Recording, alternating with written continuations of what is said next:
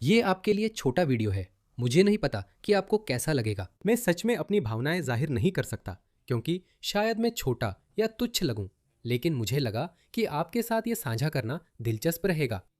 इस आदमी को याद है? इस आदमी को याद है? ये आदमी नाविद अकरम है। ये बोंडी आतंकवादी है। इसके पिता मारे गए थे और ये बच गया था। उसने बोंडी बीच पर 15 लोगों को मार डाला था। उनमें से ज्यादातर यहूदी थे। वह इस्लामवादी था। वह एक मुसलमान था। मुझे माफ कीजिए, लेकिन उसने बस अपने धर्म को उन दूसरे मुसलमानों से ज्यादा गंभीरता से लिया जिन्हें हम देखते हैं, जो शांतिप्रिय हैं। जो शांतिप्रिय है वे इस्लाम के बारे में नहीं जानते और वे इस्लाम को उतनी गंभीरता से नहीं लेते जितना इस आदमी ने लिया। तो उसने इसे गंभीरता से लिया। बॉन्डी बीच गया। बॉन्डी बीच गया और लोगों को बेरहमी से गोली मार दी। तो जाहिर है, ठीक है, तो यहाँ अपडेट है। आप पहले से जानते हैं कि वह कौन है। तो अपडेट ये है कि उसे कथित तौर पर अपनी सुपर मैक्स सेल में अकेले रोते हुए देखा गया है। क्या कायर है? याद है वो वीडियो जिसमें उसने बेरहमी से लोगों को गोली मारी थी? बच्चे? मुझे लगता है उसने एक बच्चे को भी गोली मारी थी। एशिया की इतनी बड़ी निगरानी विफलता जिससे इस आतंकवादी ने बॉन्डी में 15 लोगों की हत्या की, ये शर्मनाक है। NKEM वॉच लिस्ट में होने पर भी अकरम को कम प्राथमिकता वाला खतरा घोषित किया गया।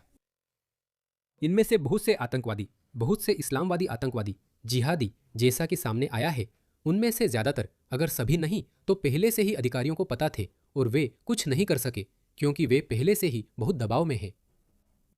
और दूसरी बात, हमारे कानून बहुत नरम है, हम इसके बारे में कुछ नहीं कर सकते। ठीक है, तो ये सिर्फ वही है। वह जेल में रो रहा है, एक सोची समझी सफाई तैयार करने की कोशिश कर रहा है जिससे सारा दोष उसके मर चुके पिता पर आ जाए। हाँ, मुझे लगता है कि वह यही करने वाला है, लेकिन सारी खुफिया जानकारी बताती है कि उसी ने अपने पिता को कट्टरपंथी बनाया था, ना कि उसके पिता ने उसे। ठीक है, तो ये तो बस एक है। मुझे नहीं पता कि मुकदमा कब होगा, लेकिन इसे देखो, याद है ये वाला? ये दरिंदा।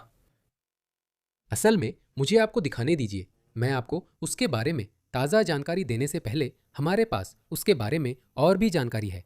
उससे जुड़ी ताज़ा जानकारी देने से पहले इसे देखिए, ये वही है। तो उसके एक पड़ोसी ने ये वीडियो भेजी है जिसमें वो अपने पिछवाड़े में अवैध बंदूक चला रहा है। उसका अंतिम नाम देखिए, हथियारों का दीवाना विक्रम डिगवा ने 2022 में अपने पिछवाड़े में बंदूक लहराई थी। और मेरा मतलब है, दूसरा आदमी उसका भाई है। वो एक गुंडा था। वो एक हिंसक गुंडा था। अगर मुझे उसके किसी स्कूल के साथी की गवाही मिलती है तो मैं वो भी आपको पढ़कर सुनाऊंगा।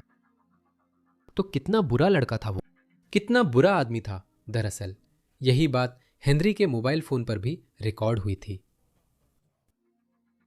मुझे नहीं पता किसने किसे बुरा कहा, पर लगता है उसने मुझे बुरा आदमी कहा और फिर हेनरी ने भी यही कहा। और किसी ने वास्तव में हेनरी के बारे में बहुत अच्छी बात कही थी।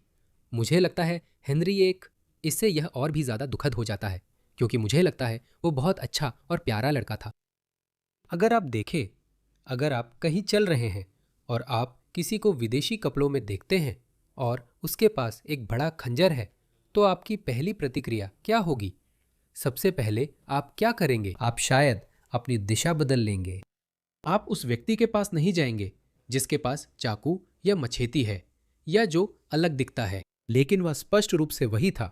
मैं हेनरी को निशाना नहीं बना रहा हूं, जैसे मैंने इरीना को निशाना नहीं बनाया, क्योंकि वह भी रंगों को नहीं पहचान सकती थी। उसके कमरे में एक BLM पोस्टर था और हेनरी ने बस उसे देखा और चलता रहा।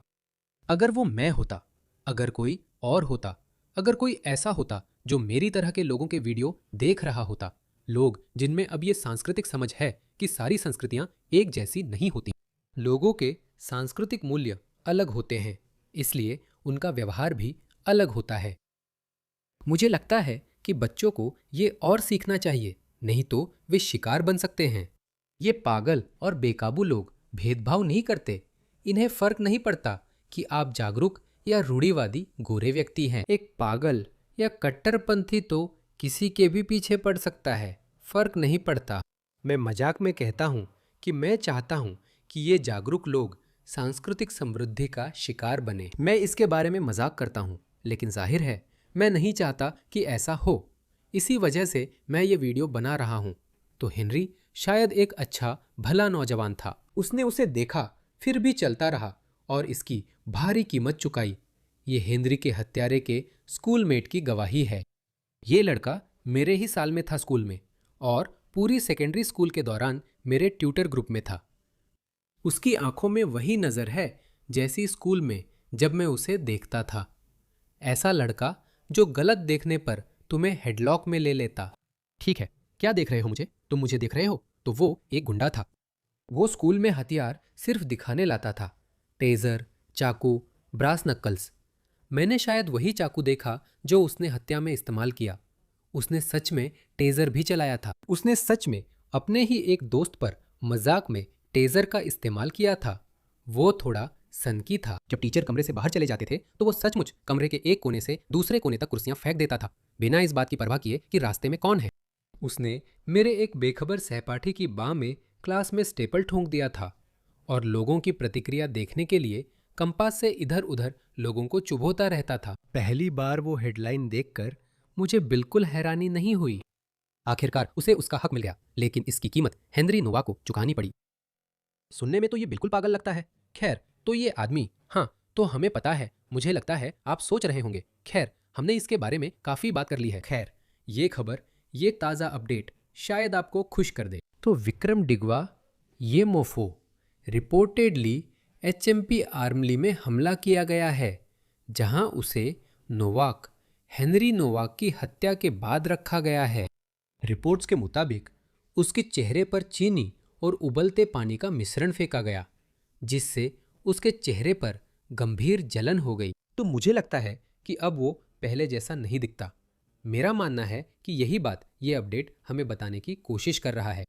उसकी चोटें जानलेवा नहीं मानी जा रही है, लेकिन रिपोर्ट्स के मुताबिक उसके चेहरे पर गंभीर जलन और त्वचा को नुकसान हुआ है। वह अभी एचएमपी आर्मली के अस्पताल विंग में इलाज कर रहा है। मुझे देखना है लोग क्या कह रहे हैं और क्यों कह रहे हैं कि ऐसा नहीं हुआ। मैं छुट्टी पर हूं और इसे देख रहा हूं। नहीं, ये सच में हुआ है। जेल में हमला हुआ है। हालांकि कई लोग इस पर शक कर रहे हैं। हमें नहीं पता ये सच है या नहीं, मुझे भी नहीं पता। लेकिन मैंने सोचा कि मैं ये आपके साथ साझा करूं, क्योंकि अगर इसमें कोई सच्चाई है तो मुझे नहीं पता कि आप इसके बारे में कैसा महसूस करते हैं। मुझे पता है मैं कैसा महसूस करता हूं, पर इसे अपने चैनल पर नहीं बताऊंगा। कारण स्पष्ट है। जाहिर है मैं किसी को भी कानून अपने हाथ में लेने का समर्थन नहीं करता। मैं इसका समर्थन नहीं करता, लेकिन मैंने सुना है कि जेलों में अलग अलग नियम होते हैं। लोग अपनी मर्जी से काम करते हैं। इसलिए सबसे अच्छा तरीका यही है कि कानून न तोड़े, जेल मत जाएं